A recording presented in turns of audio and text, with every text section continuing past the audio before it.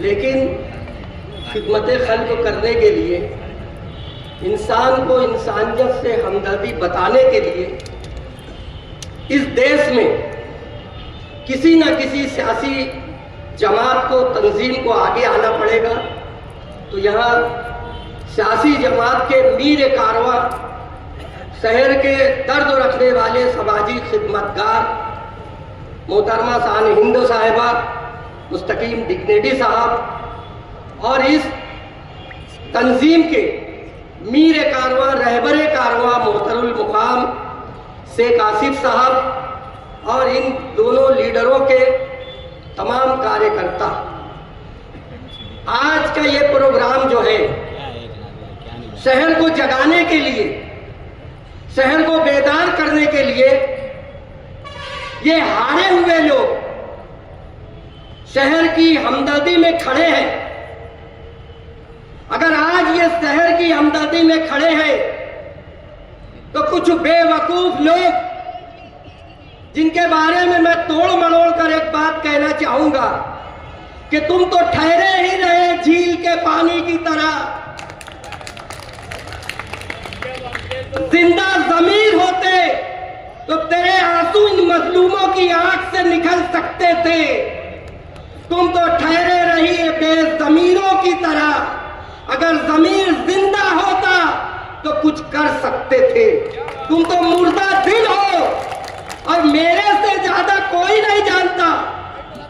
तुम सोचते होगे कि अतहर अशरफी को गाली लिखो, अतहर अशरफी को कम ज्यादा बोलो तो वो तुम्हारे बारे में कुछ नहीं बोलेगा।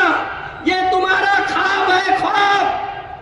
मोहतरमुल मकाम, तुमने शहर की आवाम को उस तरह बेचा है जिस तरह हुसैन इब्न अली के खानदान को यजीद पलीद ने अपनी मिल्लत का सौदा किया था।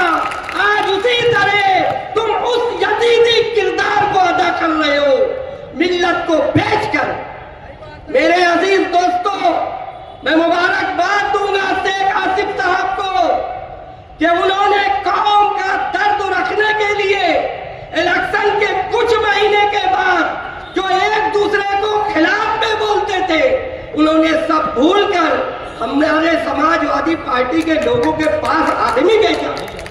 दुश्मनी नहीं निकाले। दुश्मनी निकालने वाला कौन है?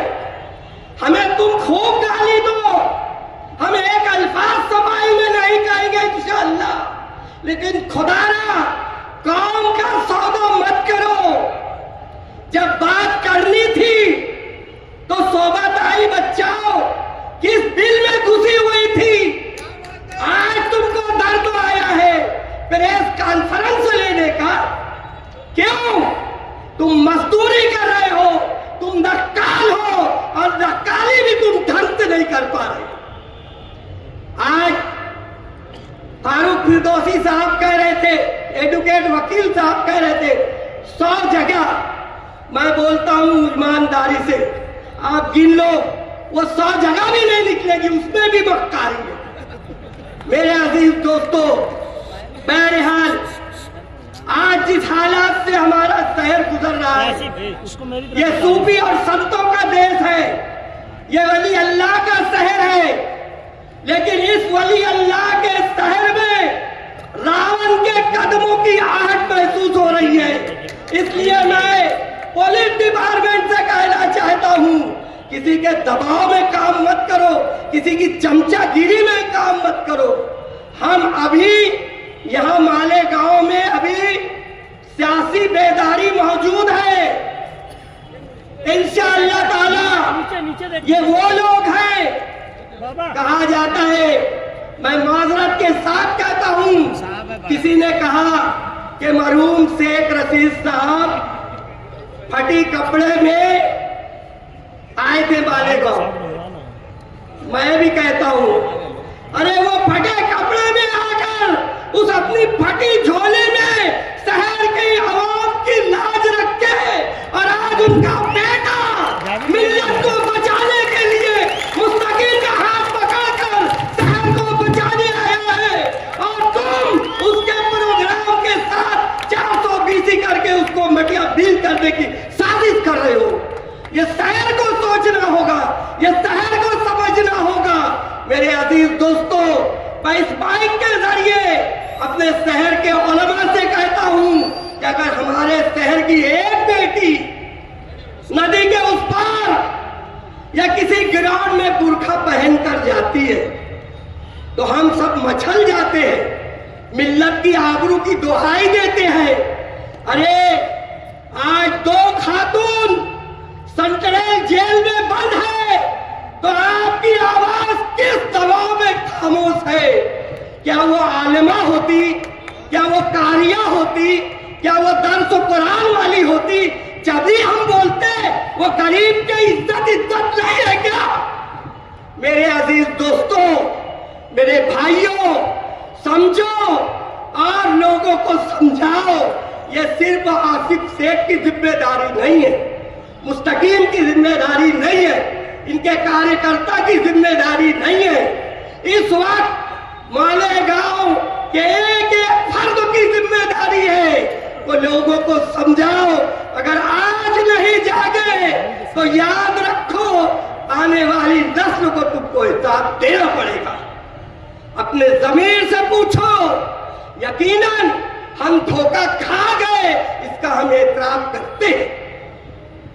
ऐ मेरे अजीज दोस्तों, ऐ मेरे साथियों, आज उन बहन बेटियों का सोचो जो जेल में है, उनके बच्चे। मैं एक मौके पर गया कोर्ट में, तो आसिफ शेख और मुस्तकीम के पास वो बच्चे हसरत भरी निगाह से इनको देख रहे थे कि यही साहब मसीहा बन के आए हमारे घर की अम्मा और बहन को चुराने के लिए। वो छोटे छोटे बच्चे। ओ बेज़मीरों, हार और जीत अल्लाह के हाथ में है। आज कहा जाता है कि मुसीबत आई नहीं है, मुसीबत लाई गई है। तो जिनके पास कुछ नहीं है वो मुसीबत लाने की ताकत रखते हैं। अगर तुम दयानतदार हो तो तुम मुसीबत को दूर करके बताओ, जब समझेंगे कि तुम परस्त हो, तुम मिल्लत फरोख्त नहीं हो।